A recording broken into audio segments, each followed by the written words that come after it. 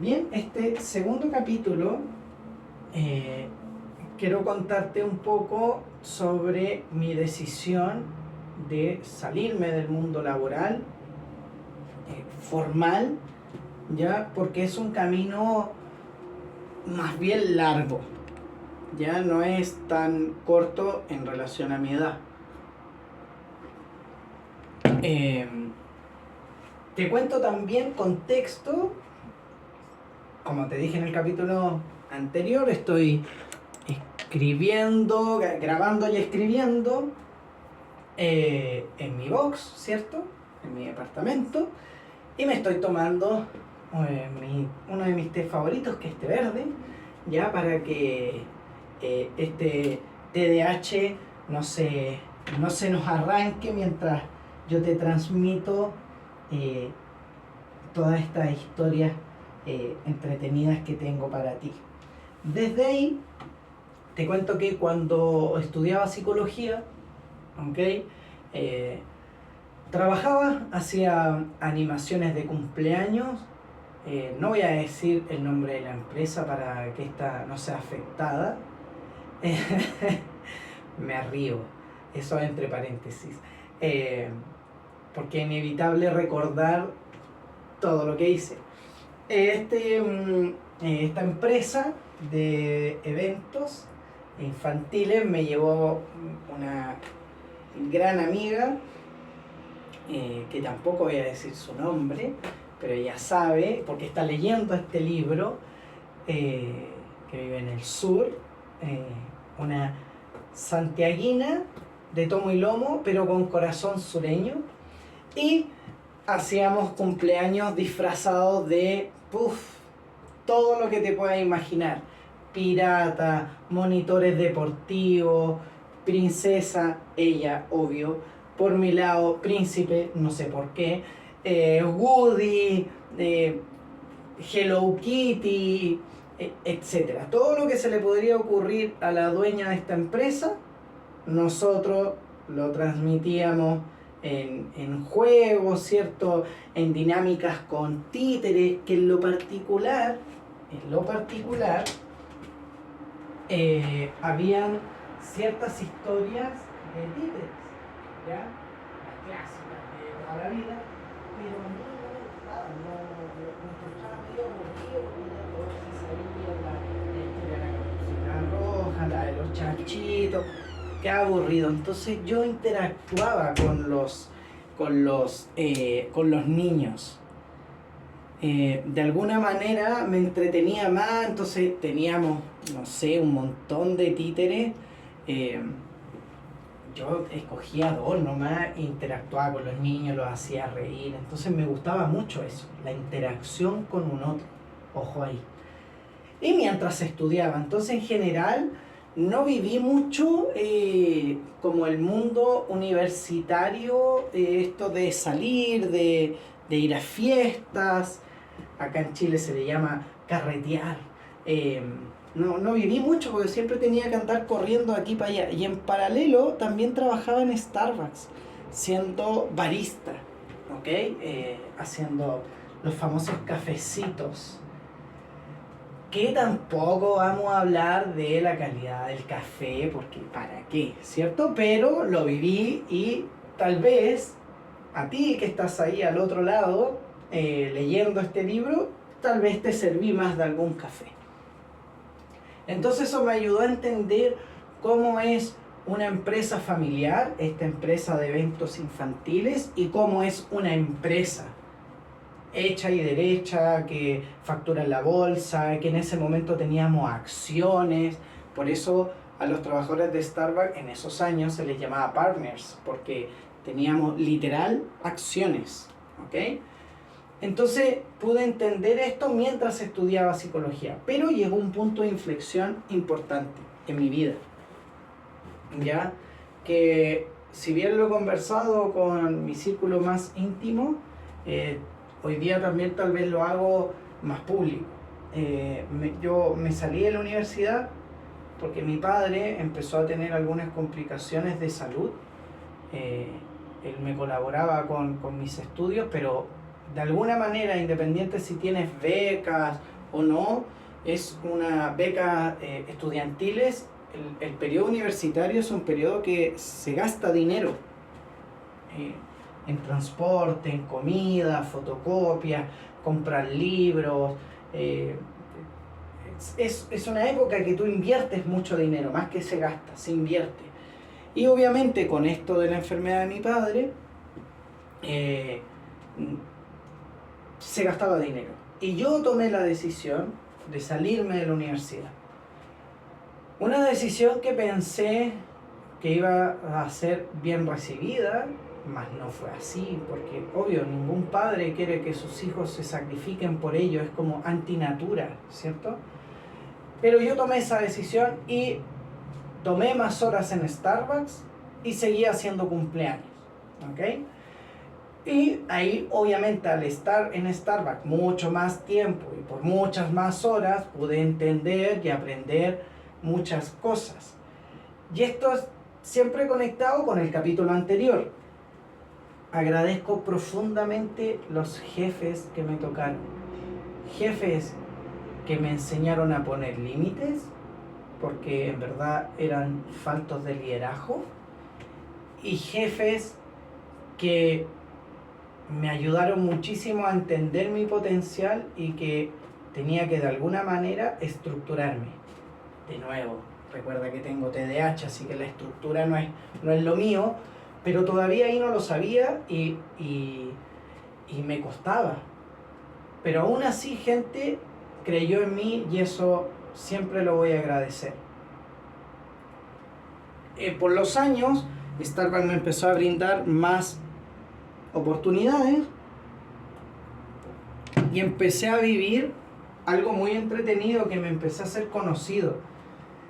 En esta vida tú le puedes caer bien a alguien o no, eso es muy válido, pero cuando también de alguna manera tienes la carencia de la autoestima, es decir, tienes baja autoestima, el que la gente tú no le caigas bien, eso afecta mucho.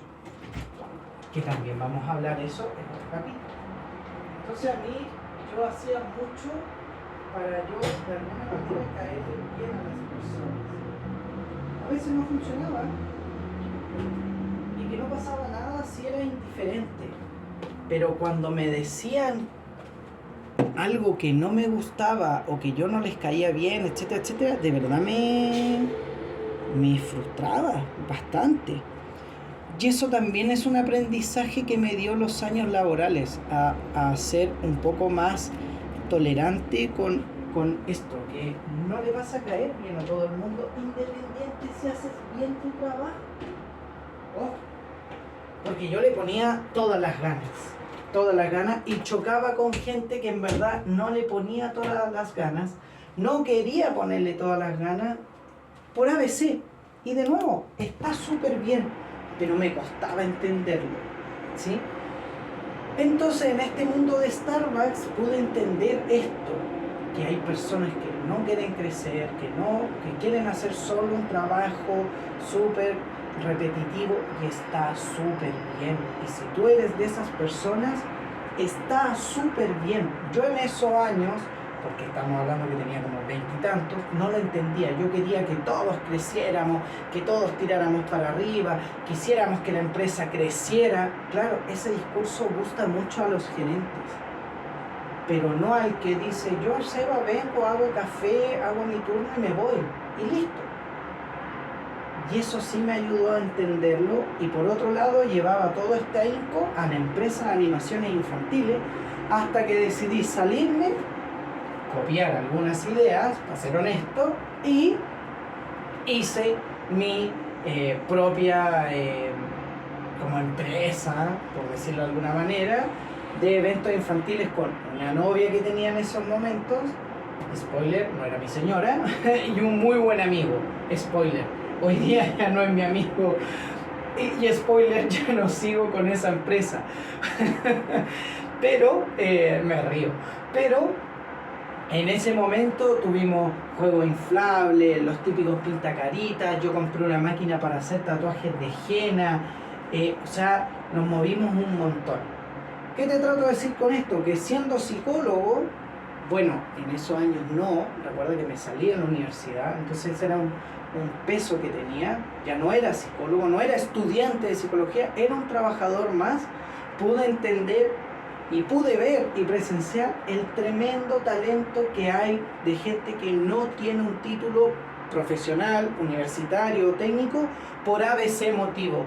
No es por flojera, no es porque no quieren, es porque a veces la vida, de alguna manera, es cuesta arriba y hay que tomar ciertas decisiones.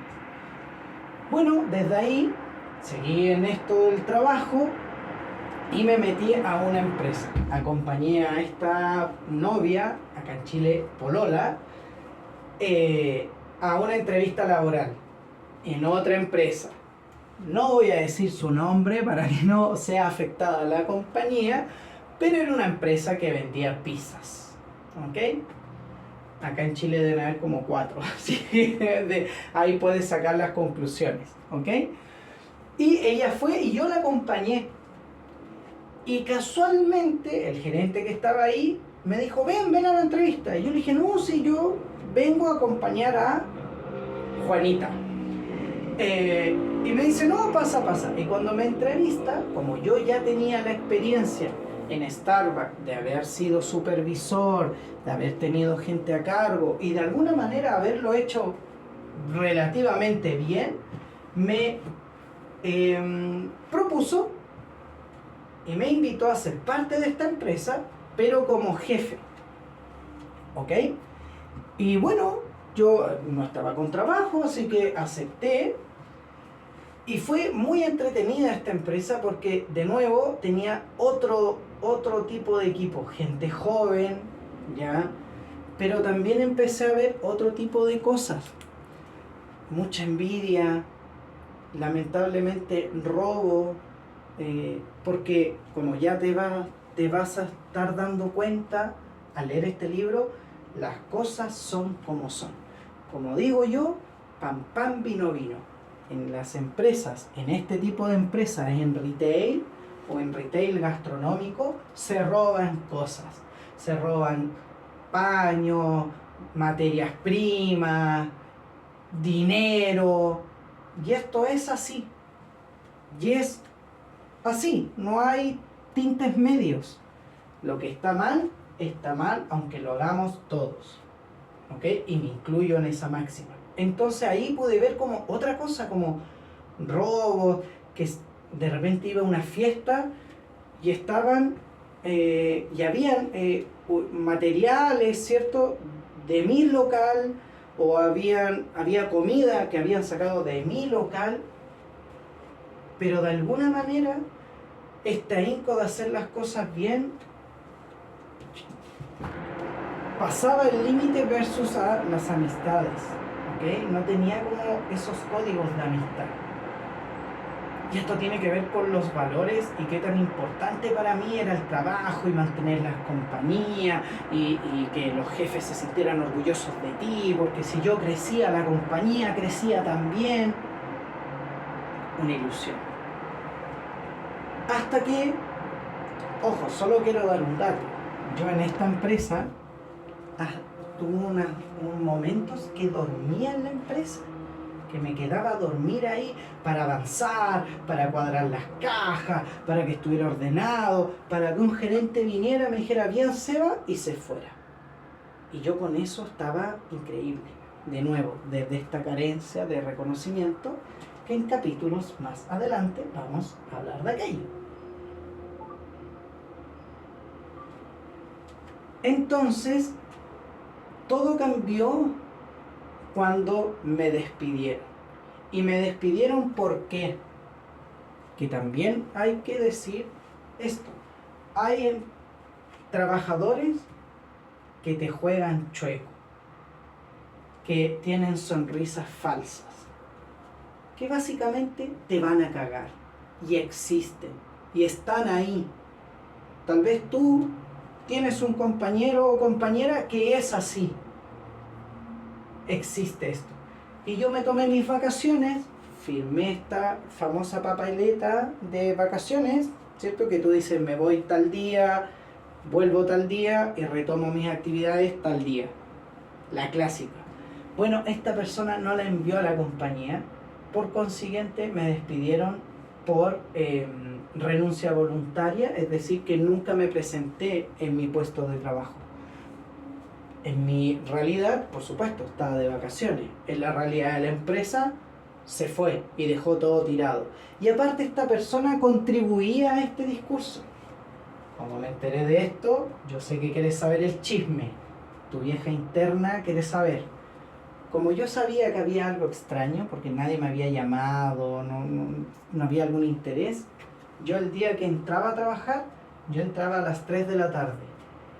Pues bien, llegué a las 7 de la mañana, vi el computador de la empresa, filtré por mi apellido y estaban todas las conversaciones y todos los correos de esta persona, ¿ya?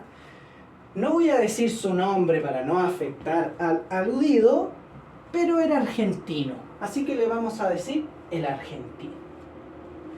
Podríamos decirle hasta el argentino culiao, pero ¿para qué? Entonces el argentino tenía todas unas conversaciones con los gerentes, que no sabía dónde yo estaba, qué se había hecho de mí, ¿sí? Quiero dar un dato que acabo de olvidar, recuerda, mi TDAH. Es que todo esto ocurrió en La Serena. La Serena es una ciudad hermosa, clima perfecto, gente bella, como toda la gente, todas las personas que viven en regiones en este hermoso país. Playa, tiene bosques, cerro, es maravilloso. La región de Coquimbo es maravillosa, ¿ok? Pero digamos las cosas como son. Es una ciudad pequeña, no es una gran ciudad, es pequeña. Eso no quita para nada lo que te acabo de contar. Entonces cuando alguien dice, yo no sé dónde está, no sé qué se habrá hecho, la gente no sabe dónde está este jefe que abandonó su puesto, es falso, porque en una ciudad pequeña todos saben dónde estás. Yo había generado amistades ahí en la empresa, así que todos sabían que yo estaba de vacaciones. Vuelvo y retomo los correos. Yo revisé correos, vi todas estas conversaciones. El gerente sí tenía un interés de saber qué me había pasado, porque ya había ganado premios de buen trabajador. Y era muy extraño que yo abandonara así como así el trabajo. Bueno, yo imprimí eso. Bueno, ya me habían despedido. Ya habían cursado, realizado mi finiquito. Yo ya no era parte de la empresa. Así que yo, muy maduro, tomé esos correos, los imprimí y los pegué por todo el local de esta pizzería, para que la gente pudiera darse cuenta, primero, de la verdad, que yo no había dejado mi puesto de trabajo, y segundo, la clase de jefe que iban a tener, porque esta persona se quedó con mi puesto. ¿Ok? Entonces, para cerrar este capítulo laboral que vamos a continuar en el que sigue, los trabajos son un medio. No te enganches tanto a tu trabajo.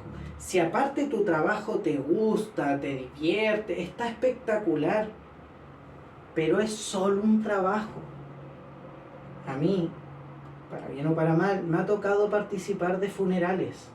Y tal vez yo creo que tú también. De algún abuelito, de alguna tía, tal vez de algún amigo o amiga. Yo sé que sí.